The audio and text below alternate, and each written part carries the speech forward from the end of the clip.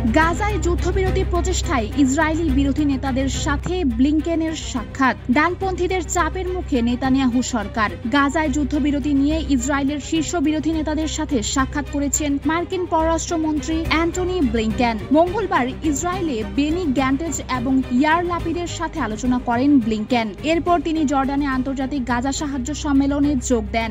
গ্যান্টেজের সাথে বৈঠকে যুদ্ধবিরতি চুক্তি না হওয়ার জন্য হামাসকে দায়ী করেন ব্লিংকেন। এর আগে গত রবিবার ইসরায়েলের যুদ্ধ মন্ত্রিসভা থেকে পদত্যাগ করে বিরোধী দলে যোগ দিয়েছেন গ্যান্টেজ। প্রধানমন্ত্রী বেঞ্জামিন নেতানিয়াহুর প্রধান প্রতিদ্বন্দ্বী হিসেবে বিবেচনা করা হয় তাকে। বিদেশ সফরকালে শীর্ষ মার্কিন কূটনীতিকদের বিরোধী নেতাদের সাথে সাক্ষাৎ করা বিরল হলেও ইসরায়েলের ক্ষেত্রে এর ব্যতিক্রম প্রায়ই ঘটে। এর আগেও বেশ কয়েকটি সফরের সময় গ্যান্টেজ ও লাপিডের সাথে একাধিকবার সাক্ষাৎ করেছেন মার্কিন কূটনীতিকরা। গত মার্চ মাসে ব্লিংকেন এবং ভাইস প্রেসিডেন্ট কমলা হ্যারিসের সাথে ওয়াশিংটনে সাক্ষাৎ করেন গ্যান্টেজ। সাম্প্রতিক সময়ে নেতানিয়াহুর গাজা নীতি নিয়ে ক্রমবর্ধমান হতাশা প্রকাশ করে চলেছে বাইডেন প্রশাসন। দীর্ঘদিন ধরে নেতানিয়াহু সরকারকে যুদ্ধ পরবর্তী গাজার জন্য একটা পরিকল্পনা প্রস্তুত করতে চাপ দিচ্ছে যুক্তরাষ্ট্র, কিন্তু এতদিনেও সে ব্যাপারে কোনো পদক্ষেপ নেননি নেতানিয়াহু।